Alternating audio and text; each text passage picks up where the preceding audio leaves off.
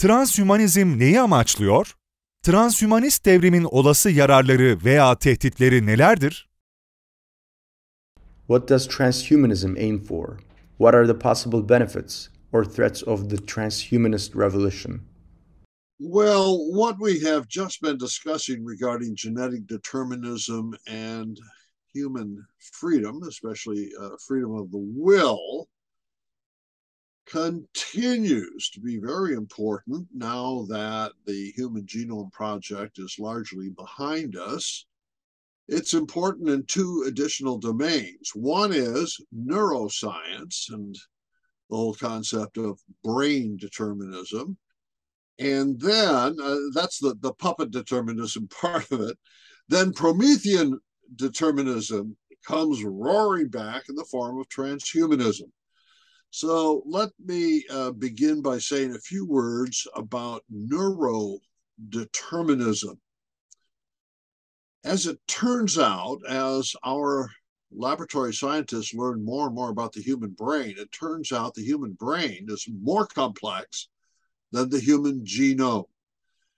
And so that in itself is going to disqualify genetic determinism as being overly influential, because the brain, which is a product of the genes, operates at a level of complexity higher than the genes. So now the question becomes, does the brain make up our mind before you and I make up our mind? There is a phenomenon called automaticity. So if Furkan right now were to aim his finger at my eye and his finger gets close to my eye would close in protection. That's an automatic reaction that my brain puts into place. I don't even think about it. So if you're a brain theorist, you ask, is everything in our mind automatic? And so when it comes to deliberation, decision, and action, could that be an illusion? Because the brain has dictated in advance what we would deliberate on, the decisions we make and the actions that we take. Now, what I find is if I talk to a brain scientist, a person in the laboratory, who's actually examining human brains, they just want to know how the brain works. They don't have any philosophy about free will or human nature. The whole idea of neurodeterminism comes not from the researchers in the laboratory. No, it comes from the philosophers who are trying to interpret neuroscience to the wider world. I think, again, as I said, with regard to our discussion of genetic determinism, the real issue, philosophical issue, is whether or not a human self exists. And if you believe that the mind is nothing more than an expression of what the brain does, there's no room in that for human self. But your and my experience is of ourselves as agents engaging in deliberation, decision, and action. It would seem to me the job of the brain scientist is to explain that, not explain it away. So it's my own tentative conclusion. The human self exists, and that's theologically important because our religious traditions want us to cooperate, to make decisions, to live a godly life. And we can't rely on either the genes or the brain to voluntarily make those decisions and exact those religious or spiritual disciplines. So that's my take on neurodeterminism, neurophilosophy, and the human self that deliberates, makes decisions, and takes actions.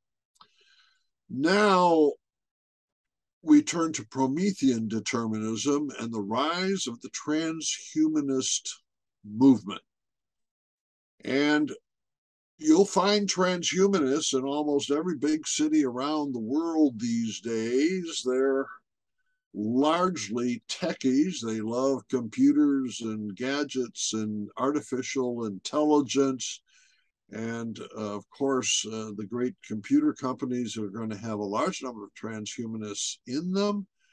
And there is such excitement. As we said earlier, Prometheanism during the Human Genome Project was getting control of DNA so that we can guide the evolution of the human race into the future. The transhumanists today want to do the same thing, but they have more than just DNA to work with. Bio-nanotechnology, that is to say, computer chips connected to DNA and connected to the cyber cloud, all of these things come together and give great hope, great inspiration for human transformation. One of the assumptions that the transhumanists make is that artificial intelligence, which currently takes the form of information processing, will become increasingly complex until finally that complexity in information processing will take a leap and become intelligent and super intelligent, that is to say, more intelligent than you and I, who made the machine in the first place. Super intelligence. Well, accompanying that, secondly, is human enhancement. So apart from an artificial intelligence in our friendly neighborly robot, we will enhance the biological intelligence of the human brain. How to do that? Well, the first step would be to surgically implant a small computer chip. Actually, this is already being done at Stanford University for therapeutic processes, but that computer chip just provides electrical stimuli for the brain. But this transhumanist computer chip would have information on it, all the information of Wikipedia.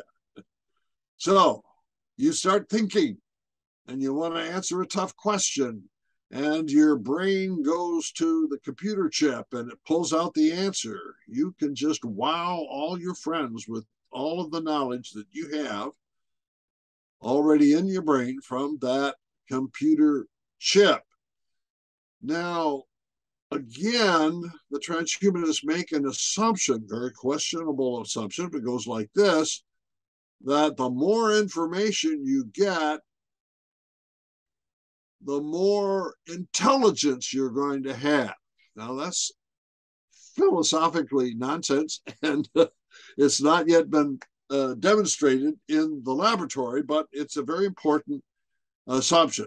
Now, I want to just report a conversation I had some years ago. Actually, it was with Nick Bostrom, who's a leading transhumanist.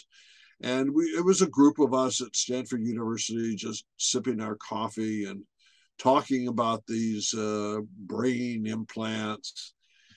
And so Nick says, well, you know, once you've surgically implanted the chip, it'll be out of date in 2 weeks. So you have to have it updated. So what we'll do is we'll have a satellite signal connected to the chip in your brain.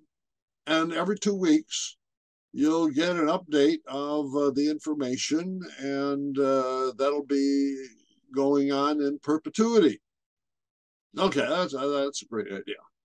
But, says Nick, what might go wrong? Well, suppose a tyrant gets a hold of the satellite and starts pumping fake news into your computer chip, deliberate lies that want to manipulate you. And then I contributed, I said, the most horrible thing that I could imagine the satellite would put in my brain computer chip would be advertising. Can you imagine never being able to get away from advertising?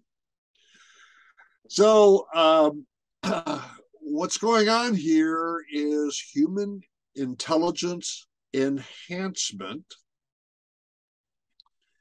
based upon a theory that information processing will lead to a jump or a leap into super intelligence. Well, the transhumanists have all kinds of wonderful visions of transformation in the future, but this is a form of Prometheanism, and in fact, some transhumanists actually use the word, we are Prometheans, meaning that the human race, as you and I are now members of it, will eventually go extinct and be replaced with a post-human who will be more intelligent and right along with it, more charitable and more nice, who will take care of the environment, make sure that justice is exacted on planet Earth, and all of these wonderful things,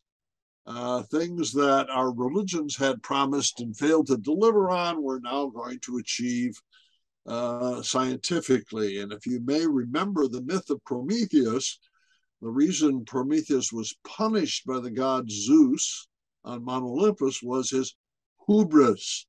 In English, that's pride, the belief that somehow or other we can play God and accomplish everything, make heaven on earth through science and technology. And science and technology don't have that power, but our transhumanist friends are very enthusiastic that we're on the brink of a transition from the human to the post-human. So again, I would call that Promethean determinism. Once you've let puppet determinism go by.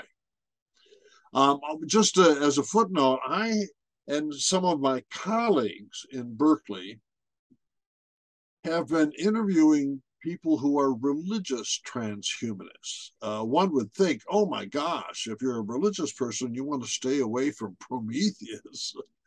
But we have met a Buddhist transhumanist, Mormon transhumanists, and those who are most anti-transhumanism are Jewish people. Tend to be Christians, sort of. Some are in favor of it, some not in favor of it, etc. And for Ken, I'm just going to mention I've been looking for a Muslim transhumanist. I haven't found any yet.